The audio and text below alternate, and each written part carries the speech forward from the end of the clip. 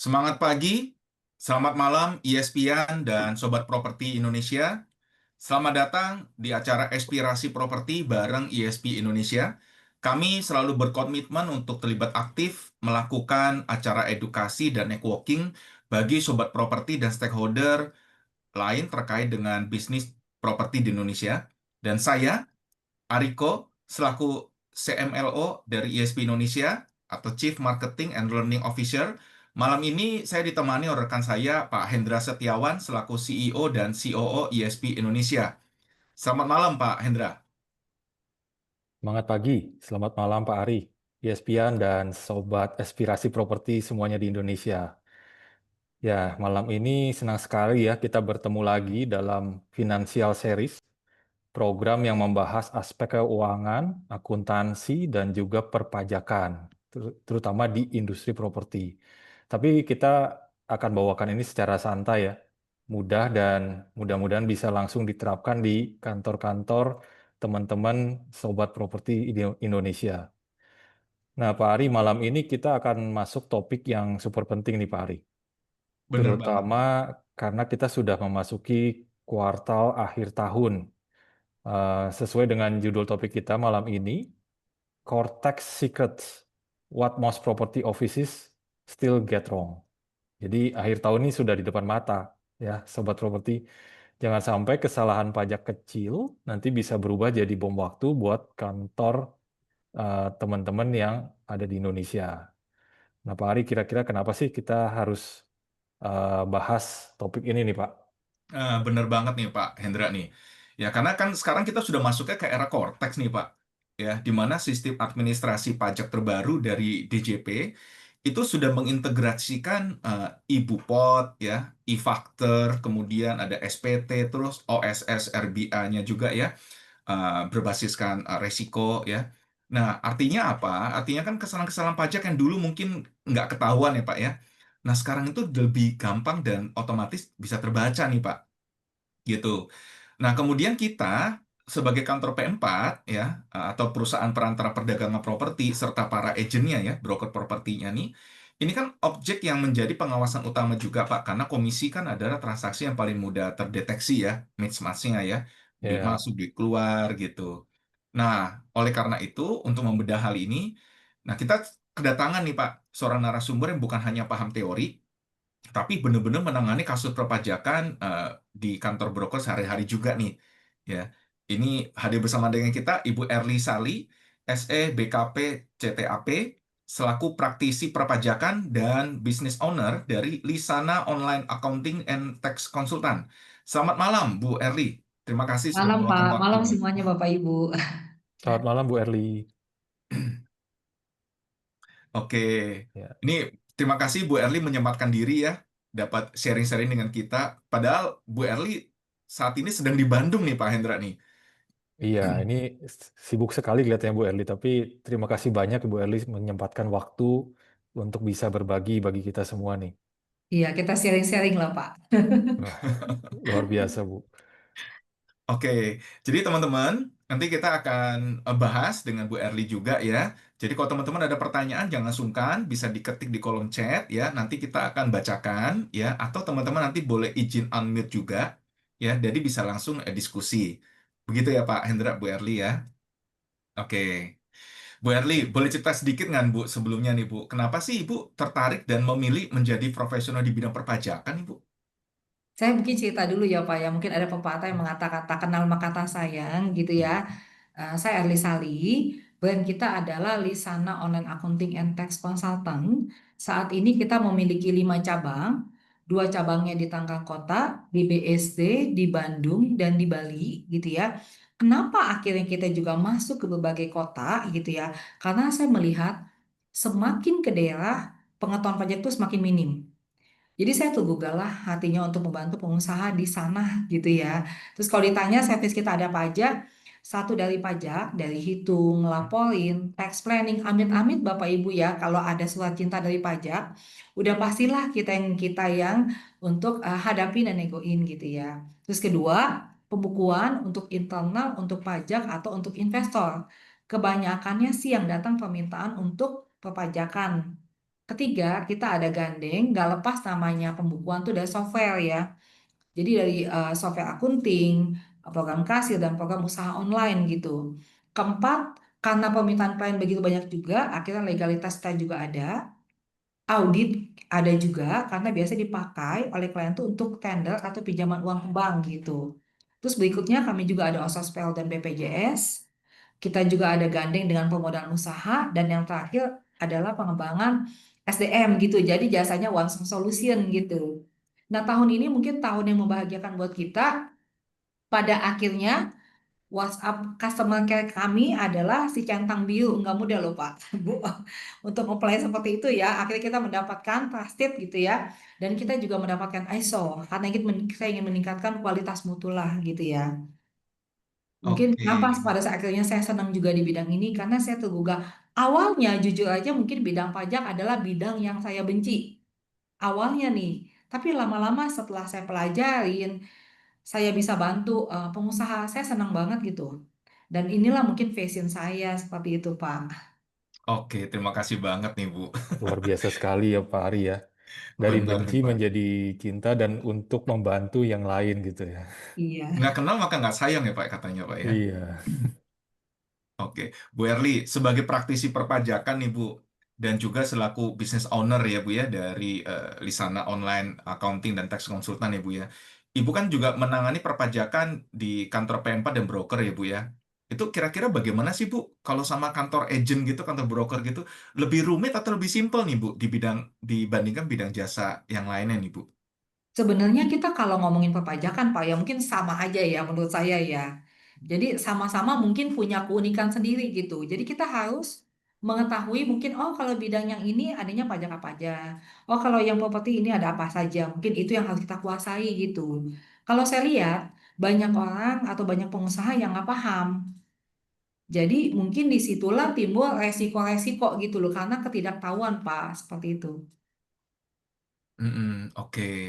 seru-seru nih Bu. Oke, Bu, kalau kita mulai dari gambaran umum ya Bu ya, ini pada topik yang kita di malam ini nih Bu. Kan banyak kantor P4 atau broker kan belum sepenuhnya memahami apa itu Cortex nih Bu, dan bedanya dengan sistem pajak yang lama ya Bu ya. Nah sebenarnya apa sih Bu Cortex itu dan perubahan apa yang paling terasa bagi kantor P4 dan broker properti Bu saat ini Bu? Jadi gini, tahun ini luar biasa dahsyat kalau menurut saya gitu ya. Suka atau tidak suka, kita memasuki era baru gitu ya, zamannya Cortex. Mungkin kalau bisa dibilang sistem perpajakan yang banyak integrasinya gitu ya. Kalau kita ngomong tentunya pasti positifnya adalah, dulu kan Bapak Ibu mungkin kesulitan ya minta bukti potong gitu ya. Nah ini nggak usah minta, muncul sendiri gitu kan. Terus kedua, mungkin bagi kita akan minim banget ke kantor pajak karena seakan-akan kita bisa memindahkan kantor pajak di rumah sendiri. Misalnya nih Bapak Ibu mau ngeplay PKP misalnya nih. Dulu kan kita datang ke kantor pajak, orang pajak apa namanya inputin gitu ya, kita tinggal terima beres. Nah ini enggak, kita yang harus input. Mungkin jadi mungkin gampangnya adalah ya kita juga harus tahu ya gimana cara inputnya. Soalnya misalnya nanti kok nggak datang-datang survei nih orang pajaknya, ya karena kita salah input gitu ya. Kita ngomong tentang ininya. Cuman kalau menurut saya karena banyak integrasinya, ujung ceritanya adalah pajak menjadi semakin ketat.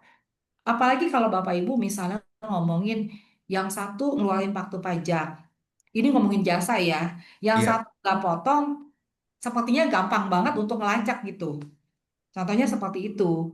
Jadi kalau menurut saya sih lebih kita juga harus melek teknologi ya. Kebayang nggak kalau misalnya kayak di pedesaan gitu ya misalnya ya.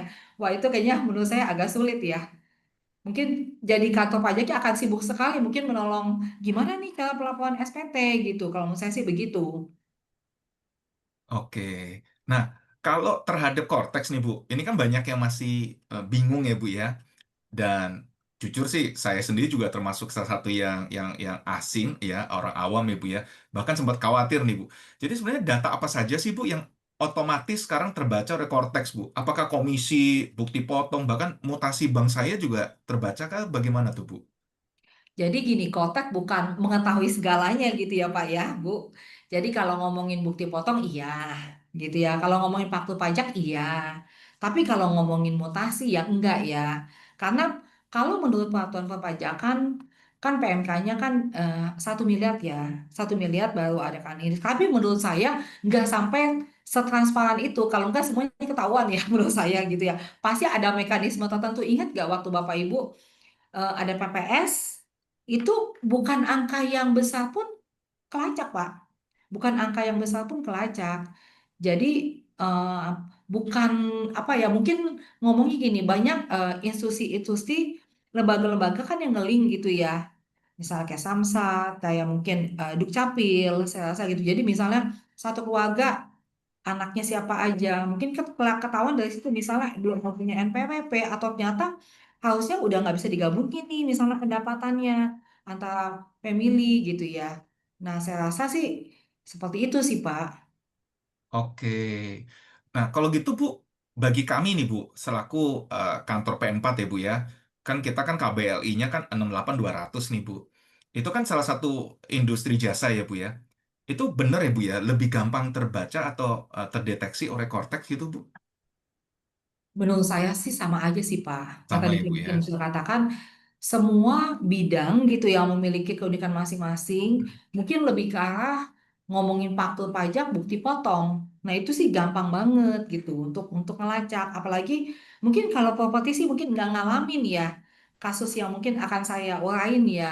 Contohnya misalnya ngomongin tentang cashback ya. Kalau mungkin Oke. properti nggak ada ya. Kalau jualan kan mungkin jualan barang mencapai target dikasih cashback dulu gitu kan ya. Kalau ngomongin bukti potong kadang nyambung kadang enggak. Mungkin ini masih menjadi celah ya. Tapi saya rasa kita akan ngalamin mungkin ya Pak masa pemanggilan setelah era Kotek itu 2 sampai 3 tahun ke depan. Oh, Ini menurut saya sih eh, agak sulit ya untuk kasus-kasus yang saklek ya. Soalnya sudah tertera semuanya di konteks gitu.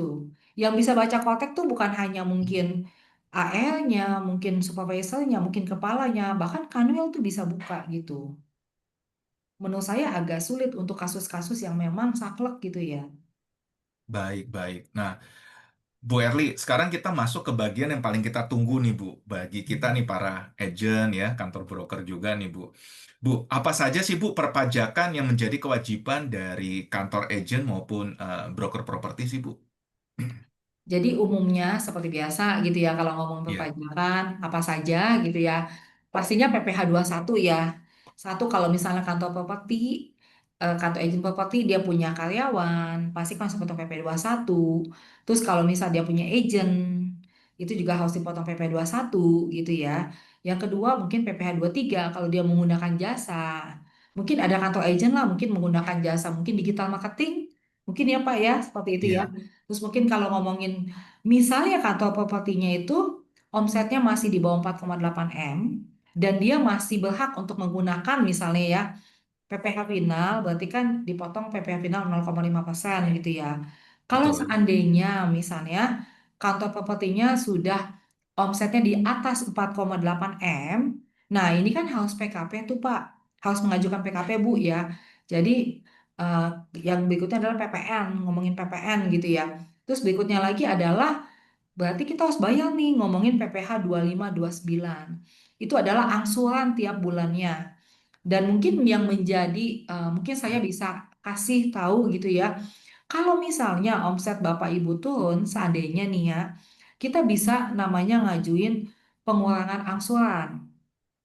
Biasanya di bulan Juni atau di bulan Juli ya, kita ngitung ulang, kita prediksi apakah kira-kira ini akan kelebihankah nantinya gitu ya atau mungkin enggak gitu. Jadi kita berhak untuk mengajukan tapi selalu omset ya patokannya ya. Nggak bisa begini. Oh, omset saya tetap tapi ternyata dihitung mungkin biasa yang naik ya. Tapi ternyata setelah dihitung akan lebih banyak. Nggak bisa, itu nggak akan dikabulkan gitu. Terus berikutnya lagi adalah ngomongin tentang ujungnya adalah SPT tahunan badan. Oke, Hmm. baik, Bu. Jadi, kalau pengalaman Ibu ya, selama Ibu menangani kantor-kantor broker nih, Bu ya, kira-kira kesalahan-kesalahan pajak apa sih, Bu, yang paling sering terjadi, Bu? Yang pernah kita lihat sendiri gitu ya Pak ya. Iya, iya. Ngomongin tentang, saya kaget gitu ya, ternyata ngomongin komisi itu, kan sebenarnya kalau ngomongin benernya komisi harus dipotong PPh satu. Mungkin pada saat perjanjian di awal nggak dibicarakan nih.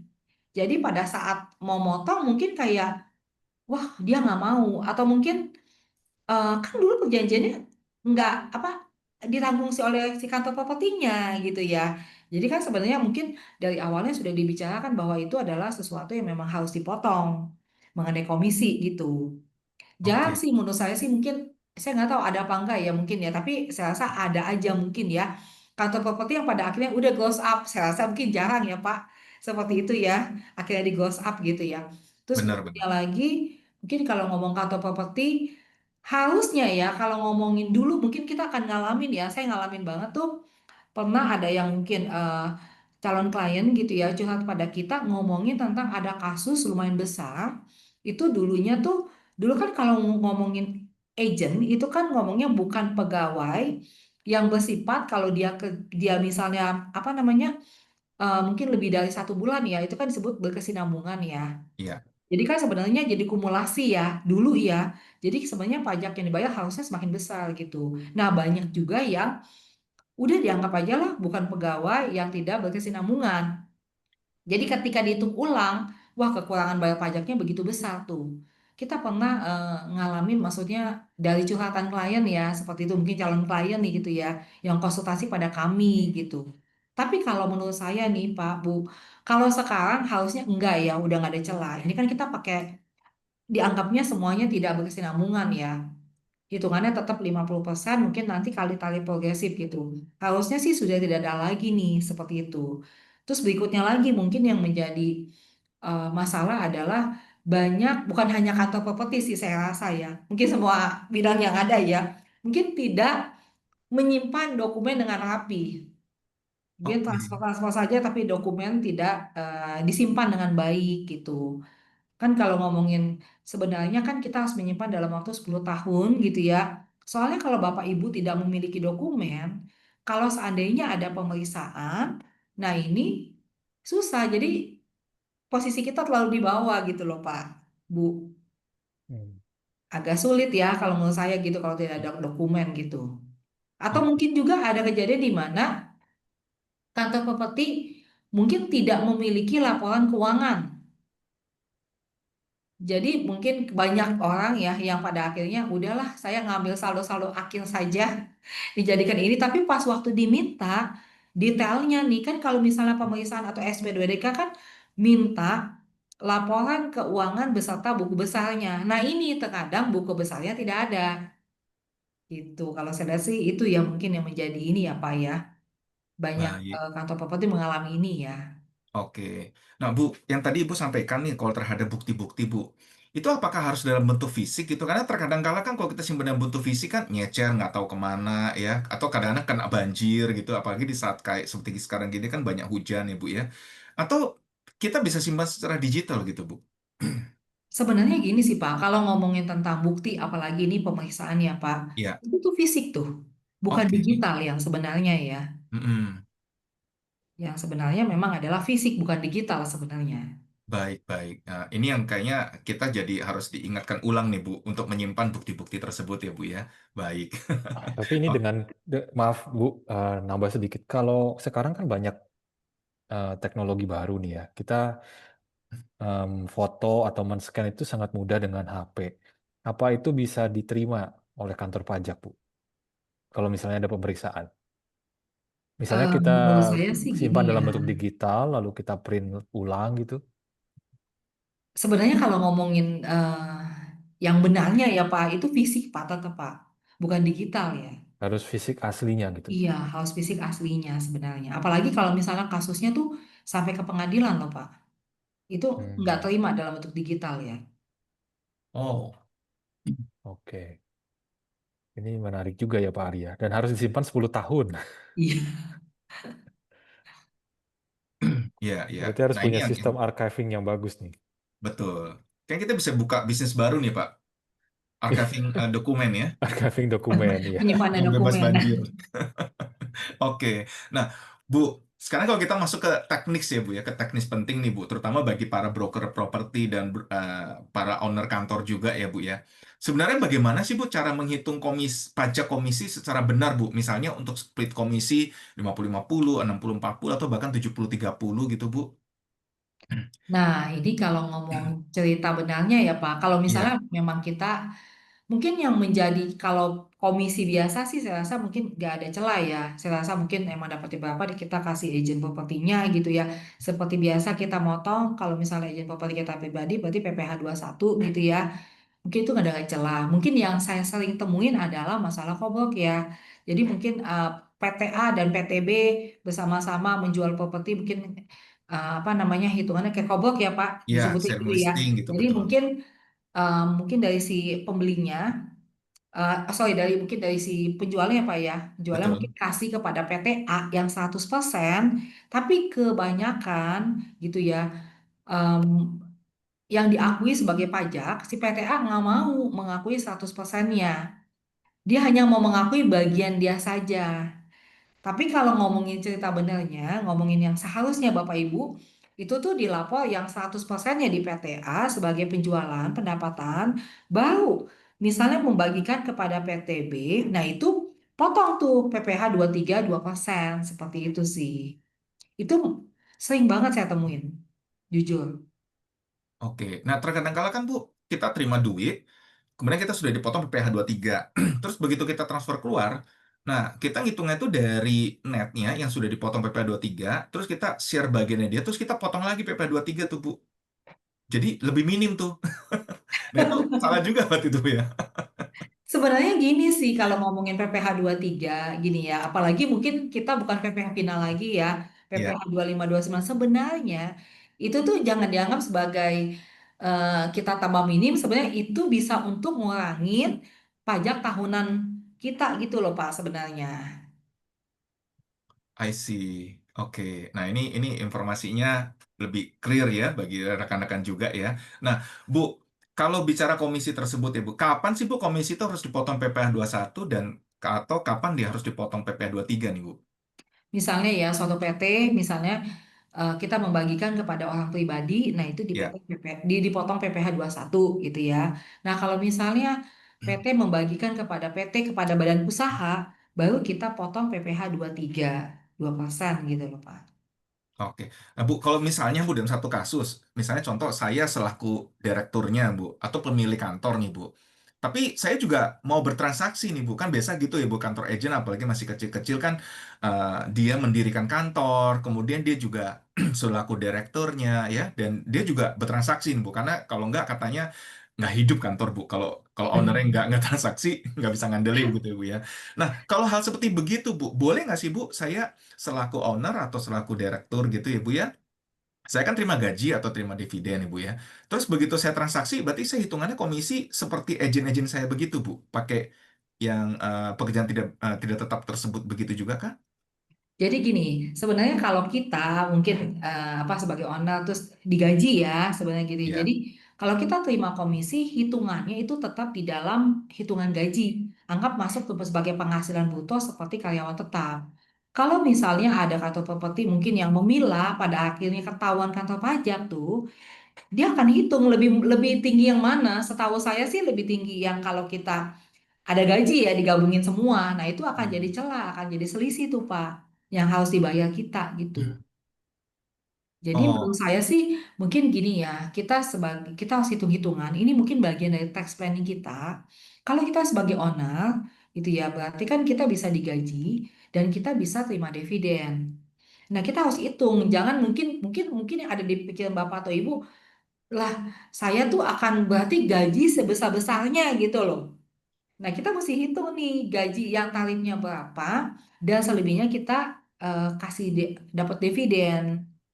Mungkin kalau Bapak Ibu, saya mungkin akan infoin dividen itu Bapak Ibu sebenarnya kan kena pajak, tapi bisa bebas asalkan selama 3 tahun diinvestasikan lagi ke dalam negeri gitu ya. Mungkin pertanyaan dalam bentuk apa? Bisa dalam bentuk rumah, tanah, emas batangan, mungkin obligasi, deposito, mungkin saham gitu ya. Asuransi itu juga termasuk ya. Bapak Ibu harus laporin selama 3 tahun di realisasi investasi gitu. Atau mungkin pertanyaan Bapak Ibu, mungkin saya mengerti ya, mungkin pertanyaannya, lah saya dapat uangnya 3 tahun lagi gitu ya. Nah itu mungkin nanti Iya. bisa kita jaminkan gitu ya. Berarti kalau udah tercapai itu syarat formalnya, nah kita ada fasilitas back to back dengan bank gitu. Setahu saya itu selisihnya cuma 1% doang gitu. Jadi lebih inilah kita harus hitung ini bagian dari tax planning mana yang lebih rendah seperti itu sih Pak. Oke. Jadi kalau kesimpulannya seperti begini nih Pak Hendra nih, kalau kalau kita sebagai pemilik kantor ya Pak ya, sebaiknya kita jangan transaksi seperti agent nih Pak. Jadi Iya, transaksi kita yang masuk sebagai dividen ya Pak ya. Mungkin begitu ya Pak Hendra transaksi ya. kita, jadi kita nggak dapat komisi Pak dari kantor ya. Jadi Betul. sebagai profit kantor lalu didividenkan gitu ya. Habis Betul, gitu betul Pak. dividennya kita investasikan supaya nggak kena pajak juga.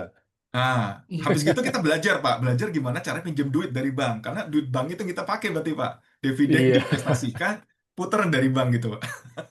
iya, iya. iya kecuali mungkin ya kitanya ada mau beli aset ya. Kebetulan misalnya kita mau beli rumah, beli tanah gitu. Itu Oh, investasi juga ya Bu ya?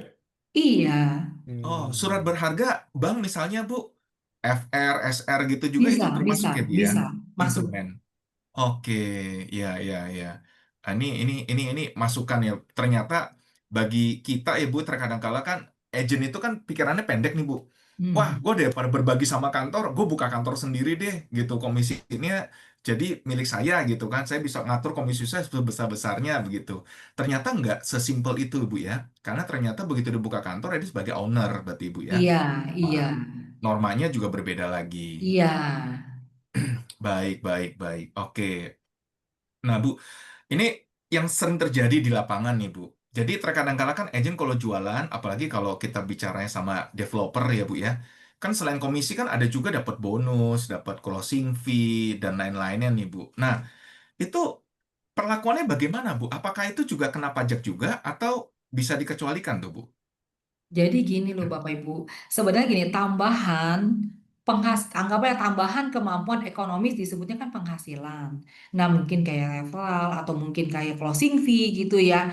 Yang saya dengar sih mungkin banyak yang tidak mengenakan, tapi sebenarnya itu tuh harus dipotong gitu, Oke, harus berarti dipotong Kena tetap harus pajak dipotong juga pajaknya. ya, ya? Bu ya? Oke, jadi Mm-mm. kalau kan ada developer tertentu kan dia mengenakannya gini, Bu. Komisi dia bayarkan melalui kantor, tapi kalau bonus seperti closing fee, dia direct, Bu, langsung ditransfer ke rekening si penerima tersebut, si Nah, agentnya. mungkin nanti kalau misalnya dari PT ya, PT-nya si project, Ya, ya dia harus potong sebenarnya PPh satu gitu ya. oke, siap, siap. Jadi tetap Jadi, aja akan kena pajak ya, Bu ya, hanya Iya, bedanya dari siapa yang iya. melakukan pemotongan. Baik. jadi itu apa dua kali ya Bu? Misalnya si developer bayar ke kantor itu kan motong PPh 23-nya juga Bu ya? PPh 23, Lalu dari kantor dua memberikan persen. ke Yang mungkin agent, yang tadi saya bilang. potong lagi ya 21 ya? Iya, kan mungkin yang tadi saya bilang sebenarnya PPh tiga yang kita dapetin itu kan kita bisa ngurangin untuk pajak tahunan kita ya. Mungkin jangan Hmm. dianggap sebagai oh berarti uang saya berkurang nih.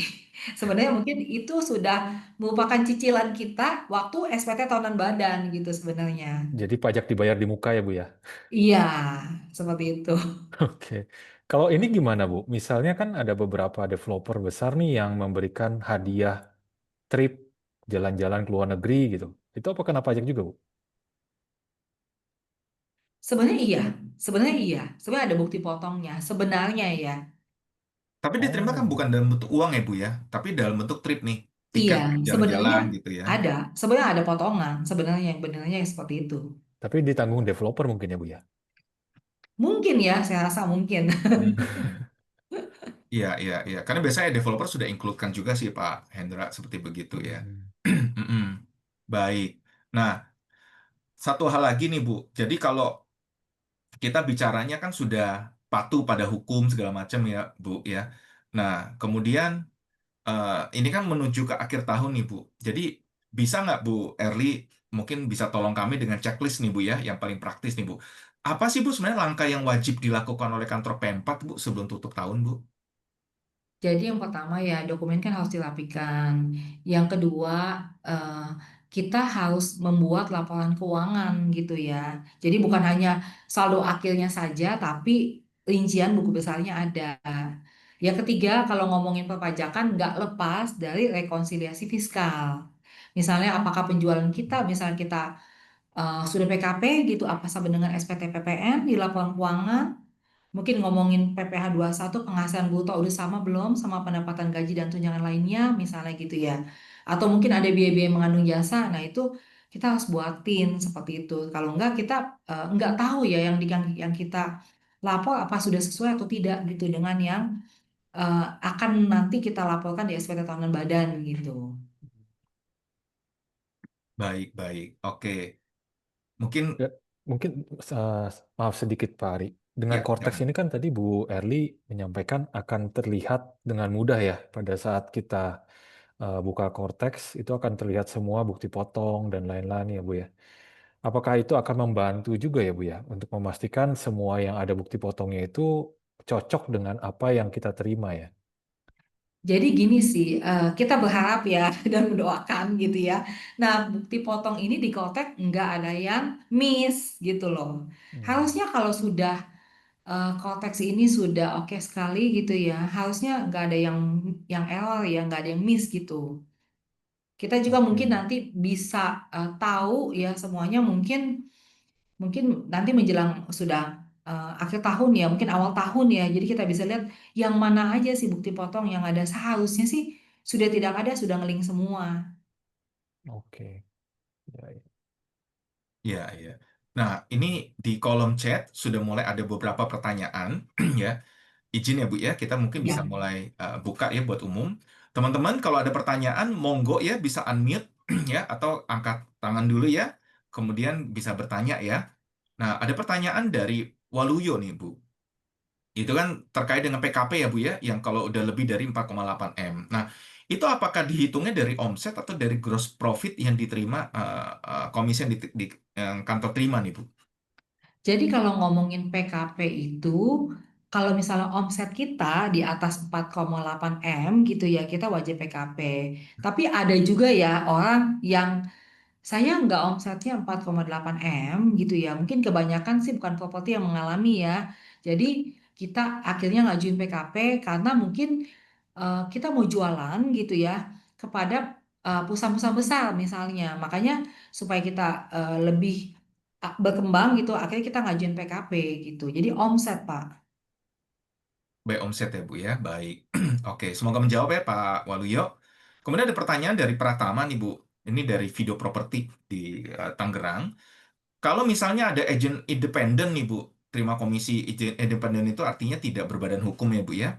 Itu implikasi PPh 21-nya bagaimana Bu? Apakah perhitungannya sama dengan agent properti yang bernaung di badan hukum atau berkantor? Sebenarnya sih kalau orang pribadi gitu ya, itu kan berarti kita kan dapat PPh satu ya, potongan PPh satu. Ya seperti biasa, mungkin nanti kita ajuin norma ya, cara hitungnya ya. Seperti itu. Jangan lupa ya Bapak Ibu, norma ini itu tuh misalnya untuk tahun 2026 paling lambat kita harus ajukan tuh 31 Maret 2026. Jadi kalau misalnya Bapak Ibu nggak ajuin, jadi hitungannya penghasilan lainnya dihitung 100%-nya gitu ya. Untuk tahun 2025 sudah telat ya Bapak Ibu ya. Itu paling lambat 31 Maret 2025 seperti itu Pak. Oke, ya semoga menjawab Pak Pratama ya. Kemudian ada pertanyaan dari Era nih Bu. Ini bertanya, jika perusahaan ada pengeluaran beban Bu, misalnya iuran jaga malam ke orang pribadi setiap bulannya Bu, apakah ini harus kita kenakan pajak juga ke penerima tersebut Bu? Jadi gini, sebenarnya sih kalau ngomong cerita benernya ya Pak kan bisa dipotong ya Pak, tapi tergantung jumlahnya berapa ya Pak gitu loh. Jadi apakah itu jaga malam itu mungkin hitungannya mungkin gaji kah atau mungkin bukan pegawai gitu ya. Ya, atau honor ya Bu ya. Atau honor gitu kan tergantung ya. Baik, baik. Nah, Bu, dalam hal pajak ya Bu ya, berarti kan norma perhitungannya kan umumnya ya Bu, umumnya itu kan yang terima komisi itu adalah dari perusahaan ya Bu ya. Seperti yang sekarang sudah lebih ditetapkan lagi oleh Permendak 33 tahun 2025 sekarang dan juga di PP 28 tahun 2025 Bu. Jadi komisi itu wajib diterima oleh badan usaha gitu ya Bu ya. Dan dari situ baru di-share ke marketing.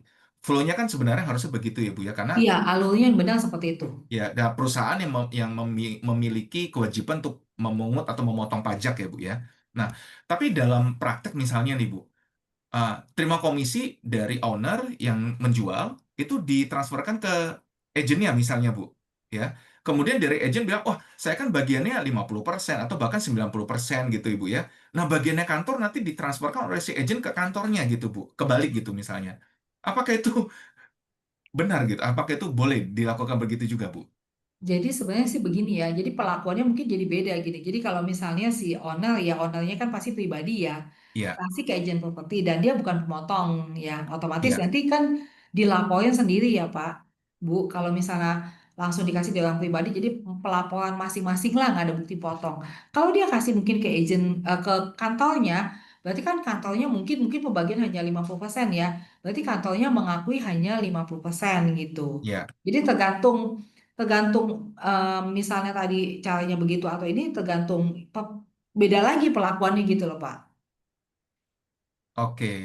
Karena kan umumnya Bu ya kalau dari kantor baru ditransfer ke agent, biasanya kan udah jelas tuh Bu, kantor terimanya berapa, share-nya split commission-nya berapa, ditransferkan ke agent, terus dipotongkan pajaknya Bu. Ya, tapi kalau diterimanya di pribadi, baru di-store ke kantor kan berarti dianggapnya kantor penerimaannya 100% kan Bu, nggak ada pengeluaran lagi ya Bu ya. Iya, Nah, nggak ada si pengeluaran lagi pribadinya dan kan juga dianggapnya jadi, misalnya dibagi 50% dia berarti angka itulah yang dibagi udah nggak ada pengeluaran lagi gitu. iya, iya. Dan si agent juga berarti tidak ada pajak tuh Bu, berarti kan Bu ya, Nggak ada karena pajak. Jadi maksudnya nggak ada bukti potong, tetapi kalau betul. ngomongin cerita benarnya berarti agent harus melaporkan penghasilannya gitu. Oh, Mungkin oke. tanpa ada bukti potong. Baik, baik. Nah, ini ada pertanyaan juga nih Bu dari Andrew, dari MR Riyarti. Ya, beliau bertanya, berapakah norma perhitungan pajak penghasilannya agent properti, Bu? Kan tergantung daerahnya nih Pak. Jadi nanti mesti dicek ya, apakah mungkin ini di Jakarta, apa Tangerang gitu ya. Nanti harus dicek sih. Rata-rata sih mungkin 20%, 17 gitu. Nanti saya harus cek sih kurang Oke, lebihnya gitu. baik, baik. Mungkin bisa menjawab ya Pak Andrew ya, nanti dipastikan di daerahnya Bu ya, berarti Di domisili daerahnya dari masing-masing, iya. KTP ya Bu ya. Iya, di daerahnya masing-masing gitu. Jadi misalnya orangnya KTP Jakarta Bu, tapi transaksinya di Tangerang melulu nih Bu. Nah, itu Jadi ikut kan standarnya berdasarkan posisi ini sih Pak, lebih ke arah KTP yang ya Bu mungkin domisili ya. KTP-nya iya. Oke. KTP-nya di mana gitu. Baik, baik, baik. Nah, ada pertanyaan berikutnya lagi dari Pak Pratama, Bu, Video Properti. Jadi kalau tidak ada pengajuan tersebut, maka PPh satu dari komisinya kena progresif ya, Bu. Ini kayaknya Maksudnya gini, nyambung kalau ya. tidak ada pengajuan gitu ya, misalnya Ya, saya nggak menggunakan norma gitu, maksudnya kan begitu kan. Jadi betul. saya hitungnya itu penghasilan lainnya. Nah, begitu besarnya kan Pak kalau dihitungnya 100% ya. Hmm. Ya, semoga menjawab ya Pak Pratama ya. Oke, dari rekan-rekan yang lain, apakah masih ada pertanyaan lagi? Monggo. Oh, sudah OC tuh Bu dari Pak Pratama ya. Baik. Nah, pertanyaan dari Rihab nih Bu. Bukankah PT wajib memotong pajak? Nah, kalau dari marketing ke perusahaan, berarti kan perusahaan tidak melakukan pemotongan pajak. Apakah ini pelanggaran dari sisi hukum, Bu? Sebenarnya sih bukan pelanggaran ya Pak, nggak ada pelanggaran sih. Jadi cuman kalau misalnya caranya begitu, berarti perpajakannya pelakuannya seperti apa gitu loh. Itu sih bukan pelanggaran menurut saya. Jadi kita Berarti itu harus trik ya, Bu hitung ya? nih. Harus hitung jadi kayak harus hitung pajak yang mungkin terendah atau pelakuannya seperti apa sih gitu ya. Tapi umumnya pasti eh, komisi itu ditransfer ke PT dulu gitu ya, atau ke CP atau PT dulu baru ke agen propertinya gitu.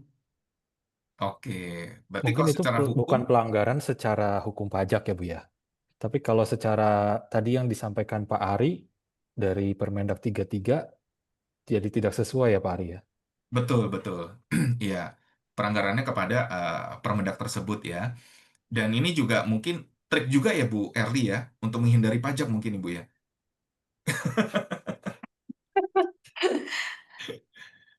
Oke. Iya, iya. Ini hal-hal yang sensitif, Tapi Bu. umumnya sih mungkin lebih percaya ya Pak kalau misalnya badan usahanya yang terima ya, saya rasa ya. Iya, iya.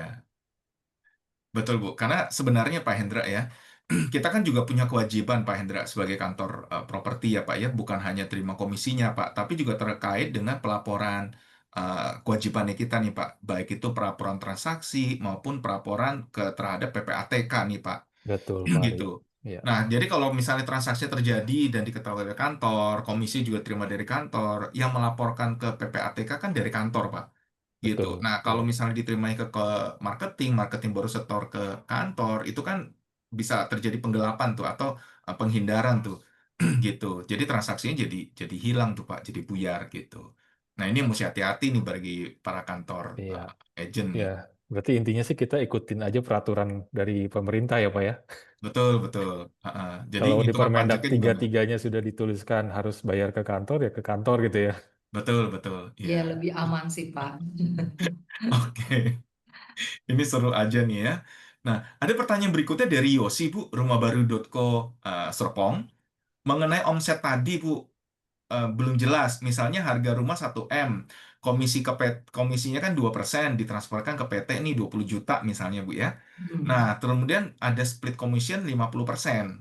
Nah, yang disebut omset itu yang mana, Bu? Apakah 1 M tersebut transaksinya atau 20 juta yang diterima oleh PT tersebut, Bu?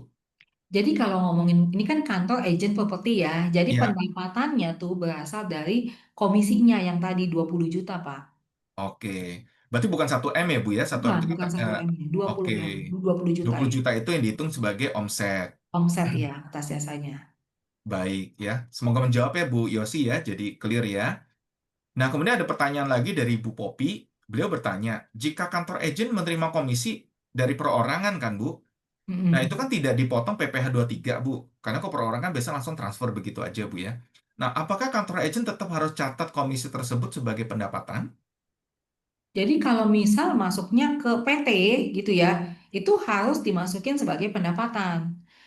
Ya memang benar kalau pribadi itu memang bukan pemotong, dia tidak bisa memotong PPh gitu ya. Jadi tetap harus dilaporin sebagai Oke, pendapatan. tapi tetap mereka harus menyisihkan pemotongan PPh 23-nya kah atau langsung Oh ke enggak. Jadi income gitu? hitungannya nanti seandainya ya misalnya kantor propertinya sudah bukan PPh final lagi, berarti kan seperti biasa dia akan berdasarkan laba rugi gitu ya.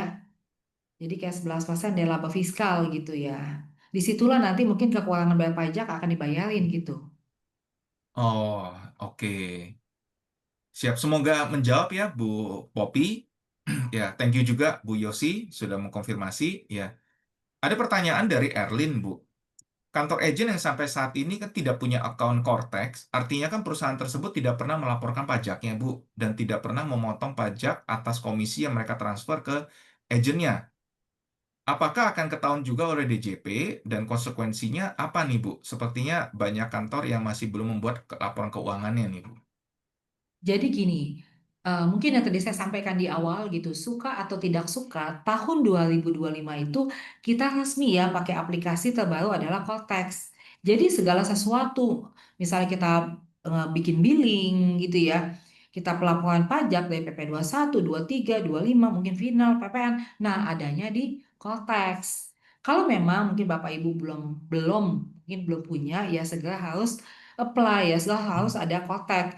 Soalnya nanti hitungannya adalah Bapak Ibu telat untuk membayar kalau misalnya ada kekurangan bayar pajak dan telat melaporkan pajak. Nanti dihitung dendanya berdasarkan denda telat bayar dan denda telat lapor. Seperti itu, Pak. Oke, semoga menjawab, Bu Erlin ya. Oke, ini seru nih Bu. Ini langsung Iya. beruntun nih. Det, det, det, det, det.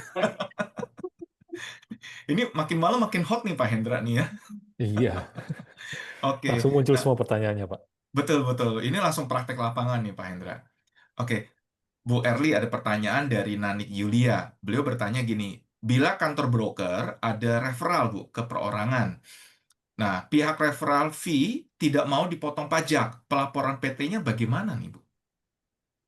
Jadi kan kalau yang seharusnya gitu kalau kita kan harus tetap potong tuh.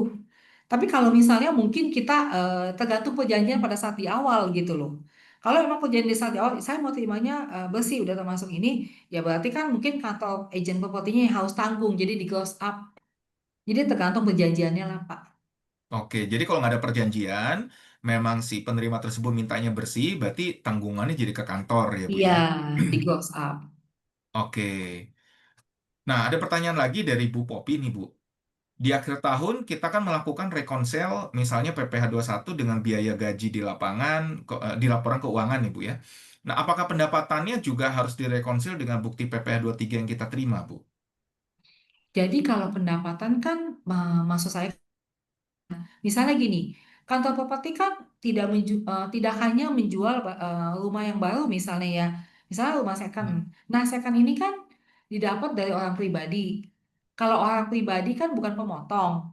Jadi belum tentu cuman ngomongin tentang PPh tiga yang ada bukti potongnya saja gitu. Jadi intinya semua uang yang masuk, baik yang ada bukti potong, yang tidak ada bukti potong, yang tadi saya ceritakan itu adalah rumah second, itu semua harus masuk sebagai omset begitu, Bu. Oke, semoga menjawab Bu Popi. Kalau belum clear, Bu Popi mungkin boleh unmute, silakan bisa langsung diskusi. Oh, sudah clear. Thank you. Ya, sama-sama Bu Popi. Nah, ada pertanyaan lagi dari Pak Waluyo nih, Bu Erli. Kalau untuk hadiah atau closing fee, Bu, itu pakai pajak yang mana nih, Bu? Sebenarnya kalau ngomongin closing fee, itu tetap hitungannya sama seperti komisi gitu ya. Sama, jadi hitungnya misalnya kalau misalnya ya PT ya tetap seperti biasa PP tiga, tapi kalau misalnya yang terimanya adalah orang pribadi ya PP satu gitu. Sama seperti komisi, Pak. Oke, jadi walaupun itu disebutnya sebagai hadiah, hitungannya juga sama seperti komisi ya, Bu ya. Bukan bukan pajak hadiah gitu, Bu. Iya, kalau misalnya tergantung ininya sebutnya apa nih gitu ya. Apakah Oh, closing fee ya fee gitu ya.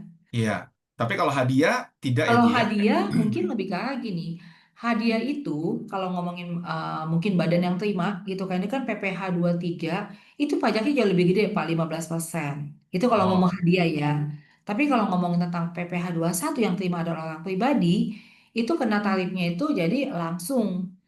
Jadi langsung kayak misalnya mungkin terima hadiah 2 juta, 2 juta dikali tarif progresifnya seperti itu. oke. Jadi tergantung sebutnya apa nih, tapi biasanya orang nggak mau ya nyebut hadiah. Karena jujur aja pajak yang dikenakan jauh lebih gede daripada untuk komisi. Iya, iya. Baik, semoga menjawab ya, Pak Waluyo. Nah, ini Kalau menarik nih, Bu. bonus gimana? Bonus itu masuknya Bonus sama aja dengan komisi komisi, ya? Pak. Komisi ya. Oke. Nah, ini menarik nih, Bu. Kali ini yang nanya ini langsung dari PT nih, Bu. PT Jalur Sutra Makmur. Wah, udah Jalur Sutra Makmur lagi ya. Oke, dia bertanya gini, Bu Erli. Untuk pemilik perusahaan dan beliau terima gaji dan ada terima komisi dari penjualan. Jadi aturan yang benar, pelaporan pajak untuk pemilik perusahaan tersebut kan lapor pasal 21 sebagai pegawai atau pasal 21 sebagai marketing nih, Bu. Karena ini belum jelas. Nah, Nah, jadi gini, Pak. Kalau misalnya kita ngomongin owner gitu juga ada gaji gitu ya. Kalau memang terima komisi hitungannya adalah hitungan seperti terima gaji. Jadi menjadi satu kesatuan dengan gaji dihitung ulang gitu. Bukan dipisah-pisahin. Soalnya pernah ada kasus orang pajak mencari celahnya nih, mencari potensi. Ketika dihitung ulang, yang lebih besar adalah memang yang ngomongin benar adalah gaji digabungin dengan komisi gitu, dihitung ulang gitu. Nah, ada potensi di situ selisih yang dibayar mungkin lebih gede ya. oke, jadi lebih baik pilih salah satu ya, Bu ya, mau Bukan, sebagai bukan pilih salah marketing. satu. Maksud saya biasanya umumnya direktur Ya, itu kan yang tadi saya mungkin sudah katakan di awal gitu ya, mungkin dari gaji. Tapi saya rasa sih jangan ngomongin tentang komisi ya. Maksudnya nanti oke. semakin besar lagi nih PP satu yang tadi saya bilang, kita harus hitung. Ini bagian dari tax planning juga lebih menguntungkan mana kalau misalnya kita gaji iya, mungkin kita ada terima dividen. Jadi kita hitungannya tuh segajinya seberapa besar. Jangan sampai mungkin pemikiran Bapak dan Ibu, oh saya mau gaji lumayan besar lah. Kalau enggak penghasilan saya dari mana nih gitu. Ya, Kita mesti hitung antara dividen sama gaji. Jadi lebih menguntungkan yang mana gitu. jadi nggak bisa Bu ya misalnya, oh Bu Erli, saya lagi dapat komisi gede nih, berarti gaji saya jadi 30 juta. Kalau komisi saya lagi minim, gaji saya 5 juta aja, Bu, gitu per Nggak bulannya. bisa. Soalnya namanya gaji biasanya konsisten ya. Mungkin lebih lebih ke arah nanti adalah pembagian laba ditahan gitu, yang disebut dividen gitu loh, Pak. Oke. Ya, semoga menjawab ya dari PT Jalur Sutra. Nah, Mungkin ini ada info juga kali Pak sedikit ini baik. buat Bapak Ibu. Jadi dividen ini kan sebenarnya bisa bebas pajak gitu kan. Asal Bapak Ibu bisa investasikan lagi ke dalam negeri itu selama 3 tahun. Jadi nanti kita harus lapor namanya lapor realisasi investasi bersamaan pada waktu kita lapor SPT. Mungkin Bapak Ibu menanyakan pada saya mungkin dari bentuk apa aja. Jadi asuransi bisa, deposito, obligasi, mungkin beli rumah, beli tanah, beli emas gitu ya. Itu juga Oke. bisa gitu. Atau mungkin Bapak Ibu mungkin ada pertanyaan pada saya, lalu Bu kalau misalnya uangnya selama 3 tahun terus gimana gitu ya. Iya. Nah, di bank itu kan ada menyediakan fasilitas back to back ya Bapak Ibu. Jadi secara formalnya kita jaminkan dan kita bisa pinjam uang dari bank. Setahu saya sih selisihnya nggak banyak ya. Mungkin per tahun sekitar 1%-an gitu Bapak Ibu. Oke, jadi bukan hanya harus ngerti secara perpajakan, tapi juga harus belajar ya Bu ya, bagaimana cara minjem nih Bu, ngelola pinjaman yang sehat ya Bu ya. Iya. Baik. Nah, ada pertanyaan dari Pratama nih Bu, terkait dengan pertanyaan tadi Bu ya. Jadi kalau pengambilannya dividen hasil usaha, itu kena pajak pasal berapa Bu? Jadi itu kan PPh final, pasal 4 Ya. ayat 2 gitu ya. Sebenarnya kan pajak 10% kalau kita tidak investasikan lagi. Tapi kan maksud saya kan sayang ya, gitu. Kalau misalnya usahanya, mungkin kalau Bapak Ibu, mungkin kantor propertinya adalah PT, yaitu pembagian laba ditahan dividen. Sebenarnya kan bisa bebas. Tapi kalau Bapak Ibu misalnya kantor propertinya adalah CV, nah pembagian laba ditahan di CV itu disebutnya PAEP dan itu bebas pajak. Tinggal Bapak Ibu laporkan saja waktu di SPT tahunan pribadi gitu loh. Kalau menurut saya, sesuatu yang gratisan itu sebaiknya nanti Bapak Ibu transfer. Jadi nanti ada buktinya seperti itu, Pak. Oke, jadi pengenaan di badan usaha juga beda ya Bu ya, PT maupun CV. Iya, beda, beda. Oke, jadi lebih menguntungkan mana nih Bu? Bagi yang masih masih small ya Bu ya, masih usaha kecil gitu Kalau Bu. menurut saya sih mungkin tergantung ya. Kalau ngomongin PT atau CV gitu ya. Kalau PT kan mungkin dilihat dari dividen tadi sudah dijelasin. Tapi Ya. kalau kita ngomongin tentang eh, misalnya ada kerugian, ada mungkin ada hutang yang belum dibayar. Kalau CP kan tanggung jawabnya menggulung ke harta pribadi gitu ya. Kalau PT kan tanggung jawabnya sebesar modal yang disetorkan. Tapi Pak atau Bu, kalau kita ngomongin perpajakan, misalnya ada tunggakan pajak, terus Bapak Ibu nggak niat baik, itu sama aja Pak. Itu menggulung ke harta pribadi. Contohnya misalnya rekening pemegang saham tuh bisa diblokir seperti itu. Oke, konsekuensinya tetap sama ya Bu ya. Sama. Baik. Nah, ada pertanyaan lagi ya dari Pak Hendrik nih Bu. Beliau bertanya, kalau biaya iklan itu dikenakan pajak ya Bu? Karena ternyata beliau dapat tagihan dari KPP nih terkait dengan biaya iklan. Iya, sebenarnya kalau ngomongin iklan memang kita harus potong sih. PPh, misalnya ya badan usaha ya berarti PPh 23,2% gitu.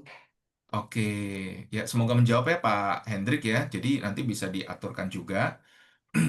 Nah, kemudian dari jalur Sutra Makmur lagi nih Bu. Kayaknya masih penasaran nih Bu. Bu, bukankah aturan sekarang data yang harus disimpan itu 5 tahun ke belakang ya? Karena seingat saya pemeriksaan pajak kan 5 tahun ke belakang. Jadi gini, kalau misalnya memang kalau ngomongin perpajakan kan expired 5 tahun nih. Tapi kalau ngomongin dokumen itu tetap harus simpan selama 10 tahun. Karena dikhawatirkan begini Pak, tiba-tiba ada kasus bukper ya, bukti permulaan ya. Misalnya ngomongin faktur pajak fiktif, nah itu bisa dibuka lagi gitu. Bukan hanya jadi ngomongin 5 tahun, bisa lebih dari itu. Jadi dokumen memang dokumen 10 tahun, tapi kalau misal expired itu pajak 5 tahun, seperti itu Pak. Oke, berarti lebih dari situ tuh kasus ya Bu ya? Hmm. Oke, terima kasih. Ya, thank you juga Pak dari Jalur Sutra. Oke. Nah, ada pertanyaan berikutnya lagi nih Bu dari Rihat. Beliau bertanya, bagaimana kalau ownernya juga sebagai marketing, dia mengambil komisi sebagai marketing, tapi tidak mengambil gaji? Karena penerimaan kantornya masih kecil dan belum stabil. Apakah bisa, Bu? Jadi dia sebagai owner Sebenarnya, juga ya. oh Ah, sebagai owner, jadi terimanya komisi gitu ya.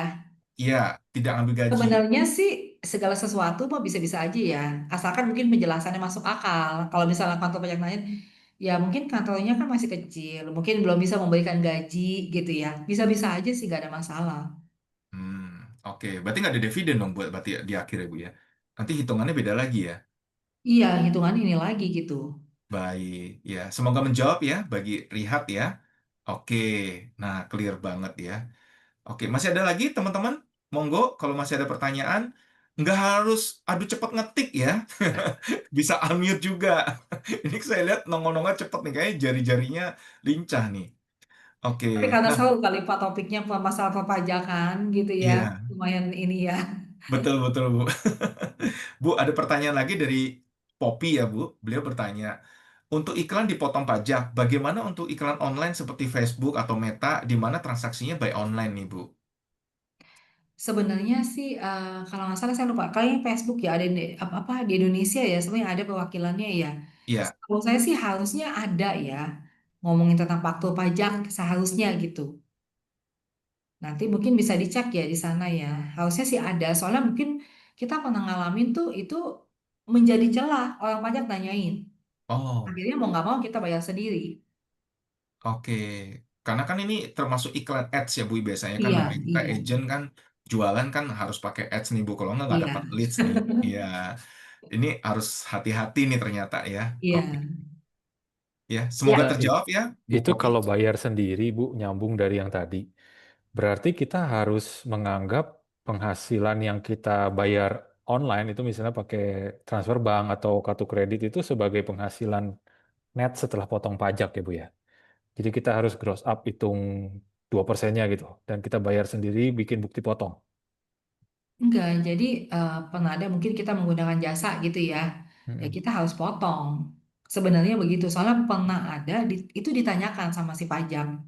Ya misalnya tadi Mau nggak yang mau kita online. jadi ini, harusnya kan kita potong, tapi karena mungkin otomatis mau nggak mau kita tanggung gitu loh Pak.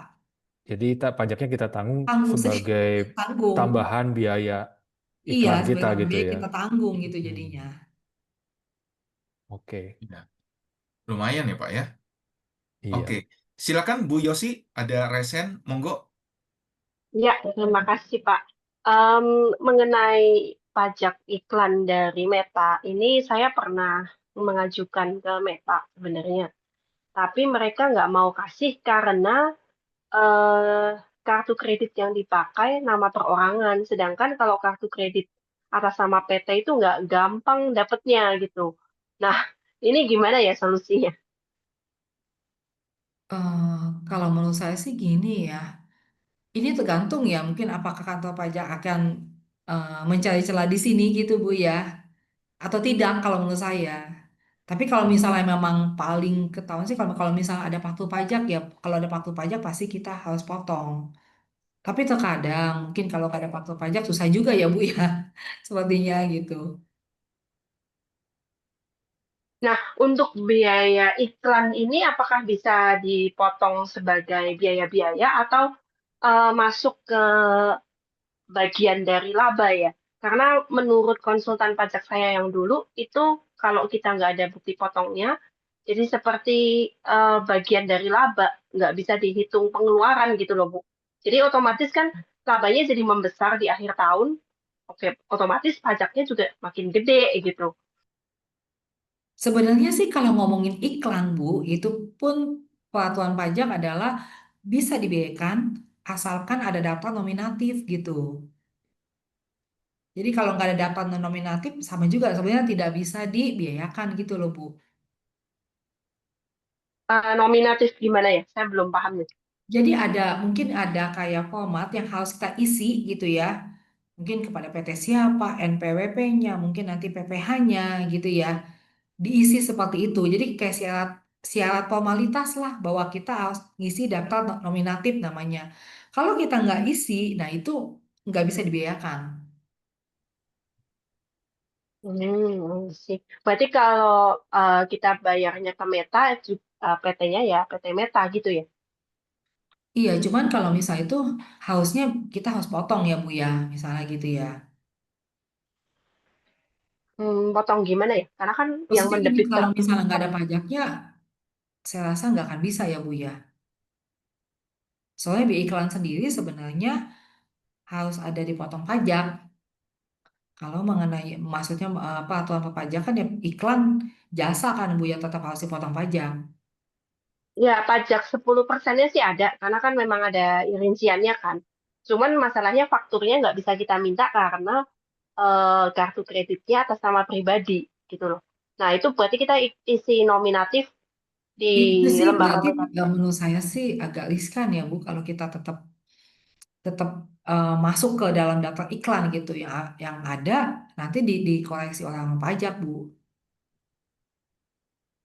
Oh, berarti harus kita akui sebagai biaya yang lain nih, bukan Iya iklan gitu biaya ya. lain saya rasa agak sulit ya menurut saya sih ya. I Karena see. kalau kita Oke, mau oke. masuk daftar nominatif itu harus jelas. Nah itu baru bisa dibiayakan. Oke. Thank you, thank you. Iya Bu. Ya. Oke, terima kasih, Bu. Nah, ada pertanyaan. Waduh, Pak Waluyo ya, bertanyanya nih.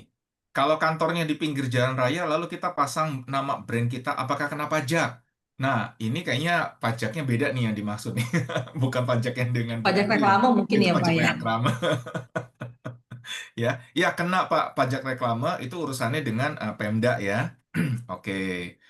Nah, pertanyaan berikutnya nih dari Hendrik, Bu. Badan usaha saya CV, ternyata tagihan pajak saya di tracing dari rekening bank perorangan saya terkait pengeluaran biaya iklan ke Meta. Itu bagaimana ya, Bu? Nah, Sebenarnya gini sih kalau misalnya kita harus memisahkan gitu ya antara keuangan pribadi kita sama CV. Jadi kalau ngomong ya misalnya kita mungkin apa namanya talangin ya, terus kita ada rembes gitu ya bisa aja sih. Tapi harus uangnya itu kan sebenarnya harus dikeluarin ya, Pak ya.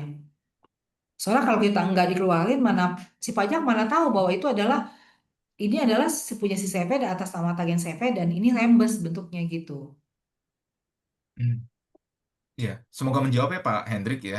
Memang terkadang kala ini dilematis nih kalau sudah punya badan usaha tapi keuangannya masih menggunakan rekening perorangan ya Bu Erli ya. Ini yang yang Ya. yang yang sulit membedakan ya Bu ya. Atau paling mungkin seperti ini ya, kalau mungkin seperti kas kecil mungkin masih diperbolehkan ya, tapi kalau tas yang lumayan besar-besar ya adanya tetap di PT gitu. Karena biaya iklan ini bisa kecil bisa besar banget nih Bu. Besar sekali ya. Iya, bahkan teman-teman aja ada yang iklan aja untuk satu project, Bu. Itu bisa habis sampai 1 miliar loh, Bu. Oh, Gitu. besar sekali tuh. Iya, iya, Bu. Oke, dari teman-teman, apakah masih ada pertanyaan lagi? Monggo. Ini seru banget nih, makin malam malah makin hot ya. Ah, padahal kita bukan gosip ya, gosok-gosok makin sip gitu. Baik. Oke, jika tidak ada pertanyaan lagi, teman-teman jangan sungkan ya. Nanti kalau ada pertanyaan-pertanyaan nanti bisa disampaikan ya. Atau nanti kita juga bisa diskusi ya dengan Bu Erli ya, karena Bu Erli siap akan selalu sharing dengan kita nih teman-teman ya. Baik. Ya, mungkin dari Bu Erli ya Bu ya. Sebagai penutup Bu, bagi kami Bu, kira-kira eh, apa yang wajib atau kita bisa lakukan nih Bu untuk menyambut Cortex ini nih Bu. Kalau menurut saya gini kan ujungnya kontak adalah semakin ketat ya. Jadi kalau menurut saya tahun ini adalah tahun berbenah diri. Jadi Bapak Ibu rapikan dokumen, simpan dokumen, buat laporan keuangan beserta detailnya, ya buat rekonsiliasi fiskal, mungkin pajak-pajak yang sifatnya mungkin yang sana ada faktur pajak dan kita harus potong PPh output ya. Mungkin lebih lebih kita lagi kalau kita ada faktur pajak dan kita harus potong, nah itu lakuin. Soalnya kalau Bapak Ibu nggak lakukan itu terlalu gampang mungkin kantor pajak untuk mendetek gitu.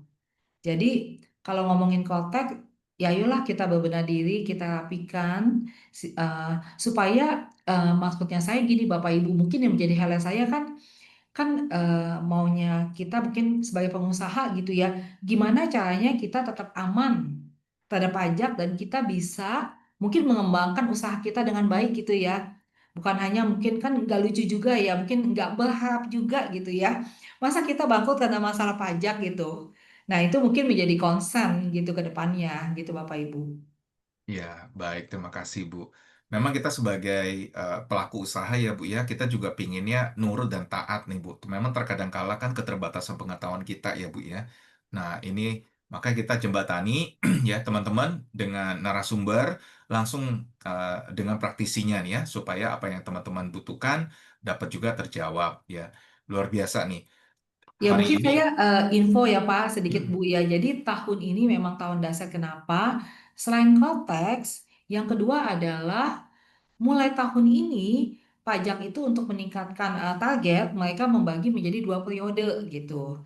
Jadi dulu kan cuma satu ya Bapak Ibu ya Januari sampai Desember satu SP2DK. Saat ini terbagi menjadi dua Januari sampai Juni satu SP2DK. Juli sampai Desember adalah satu SP2DK. Jadi nggak heran Bapak Ibu dalam 1 tahun bisa mendapatkan 2 sampai 3 SP2DK. Mulai tahun ini lumayan dahsyat kalau menurut saya. oh iya iya, berarti kita benar-benar harus bersiap-siap diri ya.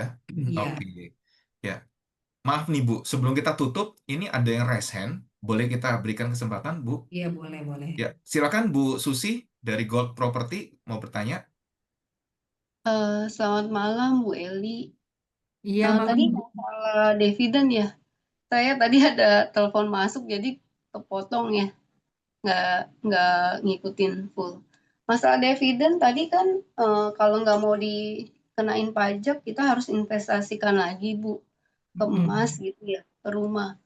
Nah kalau pertanyaan saya kalau beli mobil itu termasuk investasi bukan? Tidak Bu, beli mobil Oh nggak enggak, termasuk investasi. oh enggak ya. Tidak Berarti termasuk. kalau pembagian dividen dibeliin ke mobil harus lapor pajak. Iya, tidak.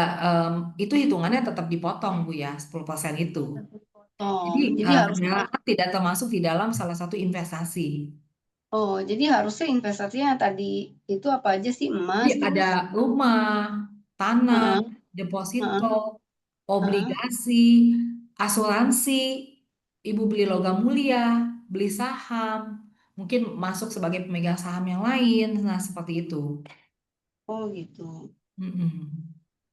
Nah terus tadi masalah apa ya gaji ya gaji maksudnya gaji direktur atau gaji pemegang saham ada Jadi gini gimana? Bu, kalau usahanya berbentuk PT, maksud saya kan kita mesti hitung-hitungan ya Bu, itu bagian dari tax planning kita. Jangan sampai mungkin pikiran kita, wah saya penghasilan dari mana, kecuali dari gaji gitu ya. Jadi mengambil gaji mungkin sebesar-besarnya.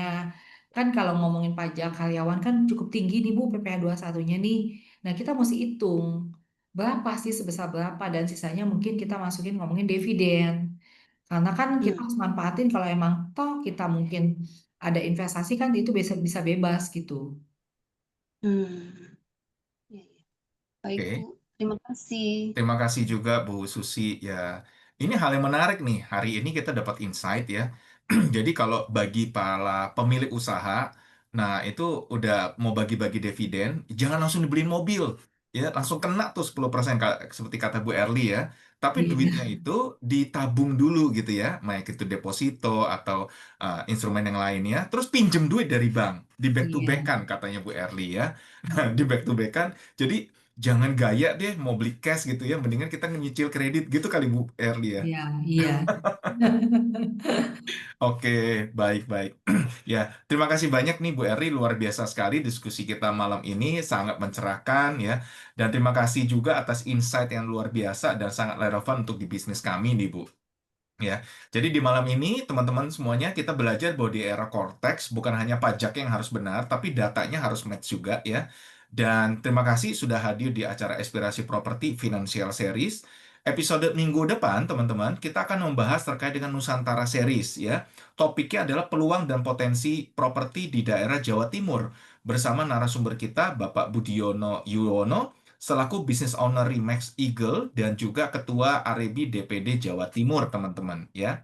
Dan teman-teman monggo bisa join di dalam grupnya kami dan juga bisa isi feedback aspirasi properti ya.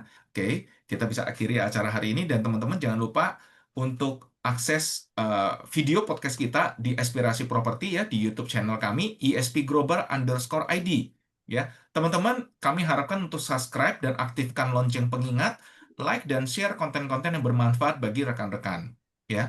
Dan video di hari ini akan kita siapkan dan kita akan posting juga sesudah approve dari Bu Erli ya, gitu. Oke, thank you semuanya. Selamat malam, selamat beristirahat. Thank you Bu Erli, thank you Pak Hendra, thank you rekan-rekan Terima kasih semuanya. banyak Bu Erli, Semuanya. Thank you. Pak Ari, terima kasih. Sobat Properti, ESPN, selamat malam, selamat istirahat.